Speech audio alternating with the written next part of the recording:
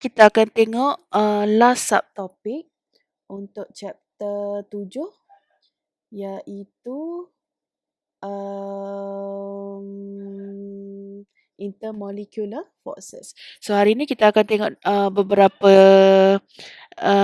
jenis bond polarity. Sorry, kita akan discuss bond polarity, kita akan tengok dipole moment, kita akan discuss bond dipole, and kita akan discuss intermolecular forces. Okay, so kita tengok dulu apa itu bond polarity. So, bond polarity, polar ni maksud dia kekutuban. Okay, kekutuban. So, macam magnet ada kutub utara, kutub selatan. So, basically, molekul pun sama. Molekul pun dia ada kutub dia masing-masing. So, kita panggil dia bond polarity. So, bond polarity adalah the differences in electronegativity between two atoms. Perbezaan elektronegativity antara dua atoms. So, basically, kita ada dua jenis bond. Satu polar dan satu lagi non-polar bond.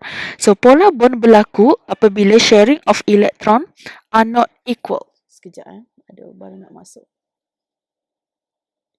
Bila sharing of sharing of electron are not equal. Contohnya HF. Kita ada molekul hydrogen fluoride. So, kita tahu fluorine ni is more electronegative than hydrogen. So, kita letak simbol delta minus, delta plus.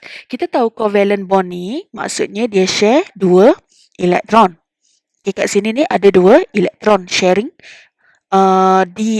dikongsi oleh H dengan F. However, sharing of electron ni tak sama. Contohlah, awak makan nasi, awak makan dengan adik awak, satu pinggan nasi, awak share pinggan, tapi awak makan 3/4. Okey, adik awak makan 1/4. So, walaupun awak share benda tu, tapi awak makan lebih banyak. So, samalah dengan kes HF, fluorine dia akan merasai lebih banyak dua elektron tu. Okey, maksudnya two electron concentrate around this area. So, kalau dari dalam bentuk elektron ke laut, dia lebih besar di kawasan fluorine. Kenapa? Sebab elektron tu elektron tertumpu pada fluorine atom. Okay, so polar bond ni berlaku when two different atoms are joined together. Biasanya apabila atoms tu berbeza, electronegativity pun berbeza lah. Sama macam, berbeza dengan non-polar bond. Contoh F2. Okay, F2 ni, dua-dua ni atom yang sama. So, kalau atom dia sama, maksudnya sharing of electron ni equal. Okay, so bila sharing of electron dia equal, makanya bond dia tu adalah non-polar bond. So, maksudnya awak tak boleh letak yang ni delta minus, yang ni delta minus. Cannot. Sebab electronegativity dia sama. So, kita tengok contoh. Try this one. Okay, awak ada CN. So, antara C dengan N is more electronegative than carbon. So, kita letak simbol negatif, elektropositif. So, maksudnya apabila ada saja perbezaan electronegativity ni, maksudnya CN is polar bond. Okay, so explanation macam mana? Because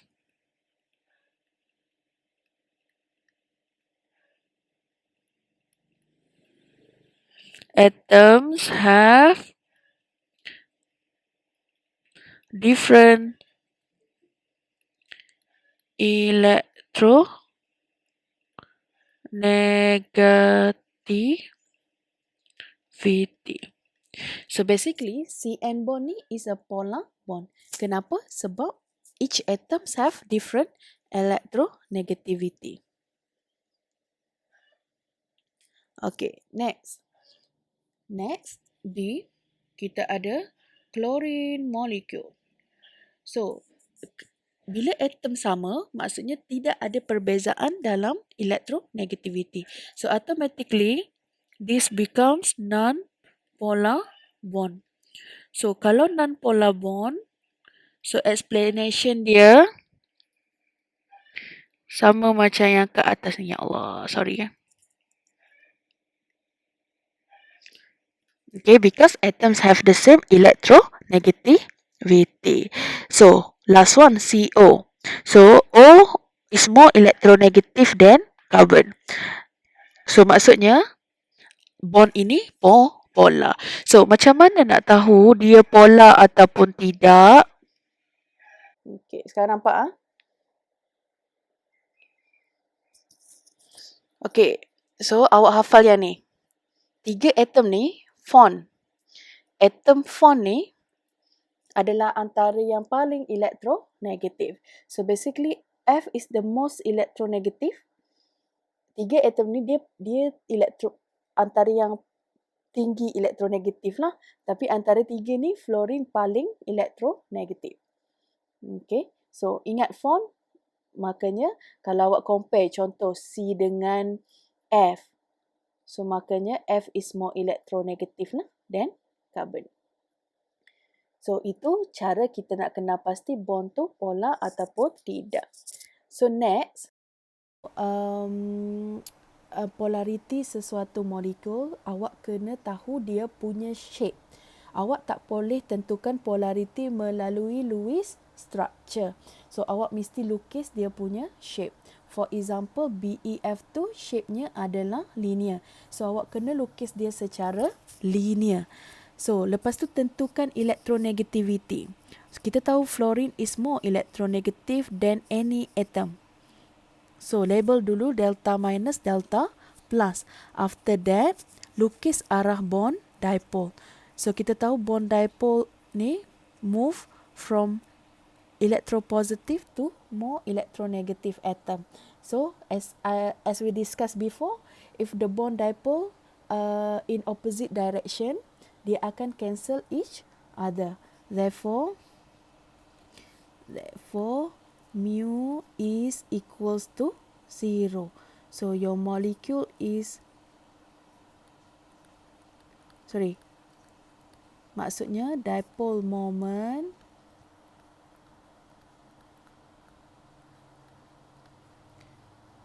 cancel each other. So, bila dipole moment cancel each other, mu dia ni sama dengan kosong. So, maksudnya molekul awak ni, BEF tu adalah non-polar molecule. Okay, kita tengok contoh seterusnya. BCl3. Okay, kalau BCl3, masa awak belajar lukis Lewis structure dulu, kalau Lewis structure, kita tak kisah tau awak nak lukis macam mana. Kanan ke, kiri ke, sengit ke, sumbing ke, tak ada masalah. Okay. So, tapi untuk tentukan polariti, awak kena lukis dia punya geometri yang sebenar. Untuk kes ni, BCl3, geometrinya adalah trigonal planar. So, this is trigonal planar. So, kita tahu Cl is more electronegative than boron. So, anak panah akan keluar daripada boron. Like this. So, bila anak panah keluar, anggap saja dipole moment cancel each other. So, explanation awak, dipole moment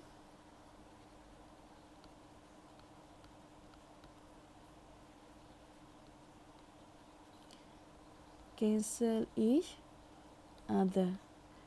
So, lukis simbol mu. Kalau cancel each other, mu sama dengan kosong. So, bila kosong, molekul awak non-polar molecule.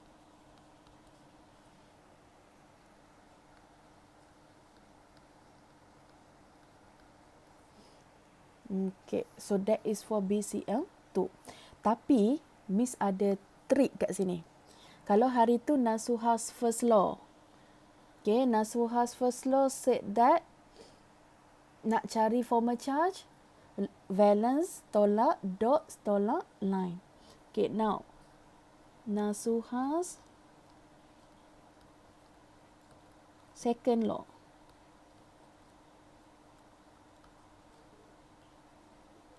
Okay.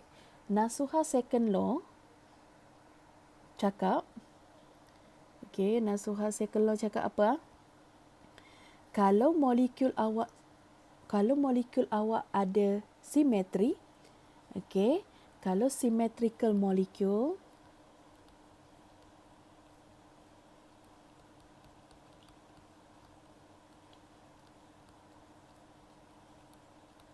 maksudnya molekul awak nanti non-polar. So, apa maksud dia? Symmetrical tu maksud dia ada cermin. Contoh, cuba kita letak cermin dekat tengah ni. Kita letak cermin dekat tengah dan kiri kanan sama. Okay, maksudnya ada reflection. So, kalau Miss letak cermin dekat tengah, so kiri kanan sama. So, maksudnya molekul awak tu symmetrical. So, bila symmetrical, polaritinya adalah non-polar. Tetapi, katakanlah kita ada BCl2, satu lagi atom kita gantikan dengan fluorine contoh. Dan kita letak cermin dekat tengah ni. So, adakah kiri dan kanan dia sama? Tak sama kan? So, maksudnya molekul dah tak jadi simetri. So, untuk molekul yang ni, kita panggil dia polar lah. Polar molecule. So, bila polar molecule, mu is not equals to 0. So, basically hari ni awak belajar benda yang baru. Nasuha second law. Okay, kita tengok the next one. Okay, CCl4. CCl4 shape-nya adalah tetrahedral. So, first lukis dulu dia punya arah bond dipole. So, as we know, group 17 ni memang elektronegatif lah. Dan ada atom. Masa awak belajar Lewis structure juga, Miss ada mention, more electropositive atom dia dekat tengah. So, lukis arah bond dipole, dia ke atas, dia akan keluar ke arah klorin. So, walaupun nampak macam tak symmetrical, tapi sebenarnya tetrahedral also symmetrical molecule bila kita letak cermin dekat tengah-tengah ni. So, situasi CCl4 sama macam BCl3. So, untuk kes CCl4, dipole moment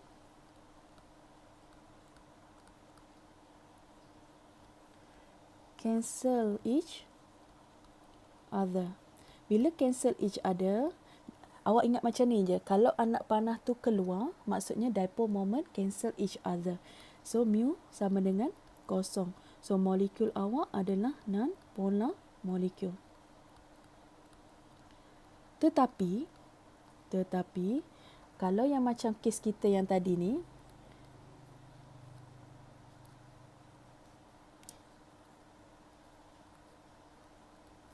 okay, sebenarnya yang ni, semua anak panah ni keluar tau. Kalau ikutkan, semua anak panah akan keluar. Tapi kenapa yang ni polar? Sebab walaupun anak panah keluar, nilai anak panah ni tak sama. Kalau yang ni, kalau atom yang sama, maybe nilai dia sama lah. Katakanlah 5. Yang ni pun 5 nilainya. Okey, tapi kalau atom tu lain, so nilai dia dah tak jadi sama. Untuk fluorine, mungkin 7 contoh. So, bila nilai dah tak sama, nilai bond dipole tu tak sama, makanya dia tak bolehlah cancel each other. So, that is why molekul macam ni is not equals to 0. Okay. So, last two, PBr5. So, untuk PBr5, as we know, Br is more electronegative than phosphorus lah. First of all, kena label delta plus, delta minus. Lepas tu lukis anak panah bond dipole. Okay, kalau yang ni, satu atas, satu bawah, dah cancel. Lepas tu, yang kat tengah ni adalah trigonal planar. So semua anak panah keluar. So again, the same thing happen. Dipole moment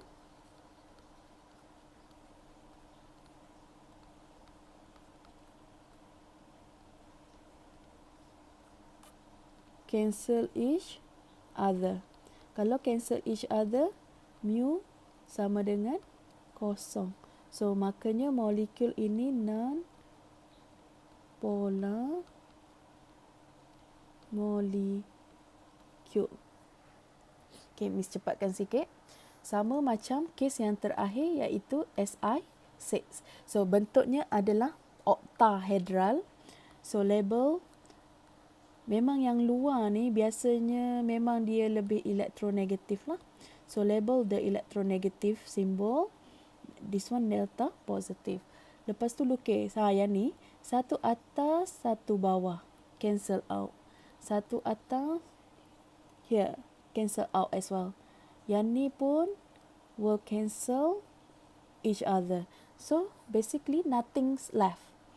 Okay. So dipole moment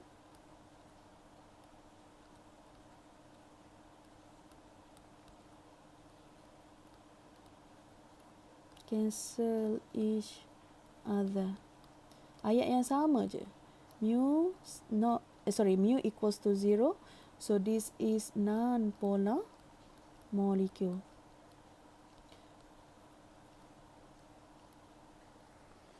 Okay, so as I told you before, katakanlah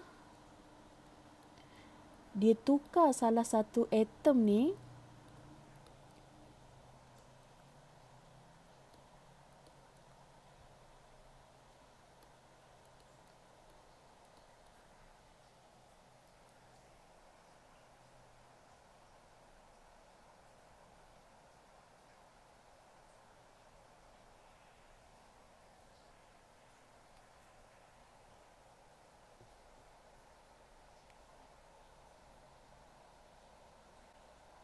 Hello, boleh dengar Miss tak?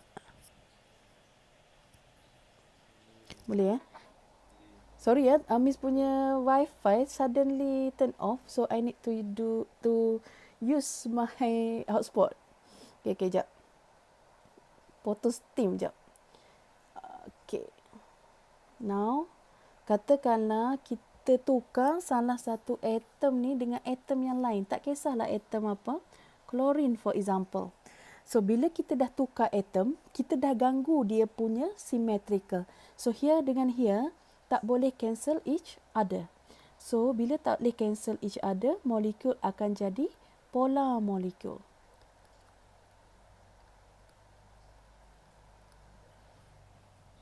Okay. So, untuk bond dipole, untuk dipole moment, so basically, ingat macam ni. Kalau surrounding atom dia sama, tak kisahlah shape apa, basically atoms tu akan jadi molekul tu adalah non-polar molecule. But once you change the atom, okay, dia jadi different atom, maksudnya satu je atom yang dia digantikan dengan atom lain, so automatic molekul akan jadi polar molecule. So, kenapa penting untuk awak tahu polar dengan non-polar molecule? So, nanti awak akan belajar boiling point, takat didih. Okey, takat didih. Okey. So, sekarang boleh tengok skrin? Nampak skrin? Boleh. Okey, boleh. Oh, cabaran betul kan? Okey, sekejap. Miss cakap apa dah tadi ya? Okay, sebelum ni awak belajar kita ada 5 basic shape kan. So 5 basic shape ni kalau surrounding atom dia sama, so basically molekul adalah non-polar molecule. But kalau awak tukar salah satu atom tu jadi atom lain, automatic dia akan jadi dia akan jadi polar. Okay, now kenapa perlu tahu polar dengan non-polar? Later on, awak akan belajar tentang takat didih. Okay, boiling point. Boiling point untuk polar molekul lebih tinggi berbanding takat didih untuk non-polar molekul. So, sebab itulah awak perlu tahu siapa polar, siapa non-polar. So kita sambung sikit lagi ya. Okay, intermolecular forces. So intermolecular forces adalah daya tarikan antara molekul. So I repeat, intermolecular forces adalah daya tarikan antara molekul. Kalau yang HCl contoh, yang ni adalah intramolecular attraction, maksudnya daya tarikan dekat dalam. Kalau inter, maksudnya antara molekul. Yang ni kita panggil covalent bond lah. Okey. So kenapa perlu belajar intermolecular forces? Sebab kita nak study dia punya physical properties. Okey, intermolecular forces adalah generally much weaker than covalent bond. So now, IMF singkatan untuk intermolecular forces. Ada dua jenis IMF. First, van der Waals forces. Second is hydrogen bonding. Van der Waals forces pula, okay, ada dua jenis. Kita ada first dipole-dipole, yang kedua adalah London dispersion force. So kita tengok dipole-dipole dulu. So dipole-dipole wujud dalam polar molekul. Okay, dipole-dipole wujud dalam polar molekul. Contohlah HCl dengan HCl yang lain. So kita tahu chlorine is more electronegative than hydrogen. So negatif dengan positif here, dia akan tertarik antara satu sama lain. So daya tarikan antara positif dengan negatif ni kita panggil dipole-dipole. So awak bukan ada satu je molekul HCl, awak ada beberapa molekul HCl. So daya tarikan ni kita panggil daya tarikan antara positif dengan negatif ni kita panggil dipole-dipole. So ingat, dipole-dipole hanya untuk polar molekul sahaja. Sebab awak dah belajar before this, polar bond adalah bond yang terhasil daripada positive and negative atom. So the more polar the molecule, the stronger the dipole-dipole. Yang kedua adalah London dispersion force. London dispersion force wujud dalam kesemua molekul. Tak kisahlah polar ataupun non-polar. Okay, attraction is caused by temporary dipole. So Miss tidak akan discuss further this one. You can Google this one on your own. Tapi yang pentingnya awak tahu semua molekul, tak kisah polar ke non-polar, ada London dispersion force.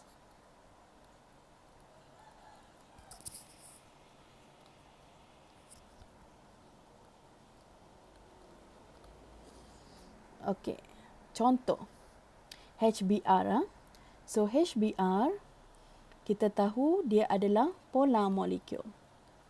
So kalau polar molecule, type of intermolecular forces dia adalah dipole, dipole, dipole. So untuk yang kedua, SO2. Okey, awak tak belajar untuk SO2. However, Miss bagi tahu je lah. Untuk SO2, dia punya rupa adalah bengkok. Okay, so nanti awak belajar dekat program 2 tahun nanti. Apabila central atom awak ada lone pair, ya, molekul akan automatik jadi polar. Polar molecule. So bila polar molecule, jenis intermolecular forces dia adalah dipole-dipole.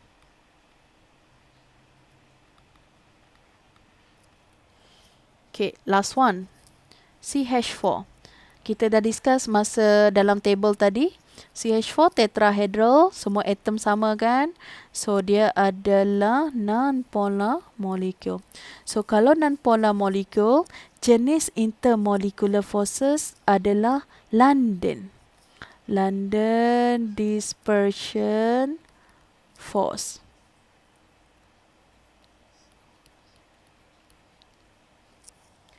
Okey, so ingat kalau polar, jenis intermolecular forces dia dipole-dipole. Kalau non-polar, London dispersion force. Okey, yang ketiga dan yang terakhir adalah hydrogen bonding. So, antara van der Waals forces, mana tadi? Dengan hydrogen bonding lagi kuat, paling kuat. Kenapa?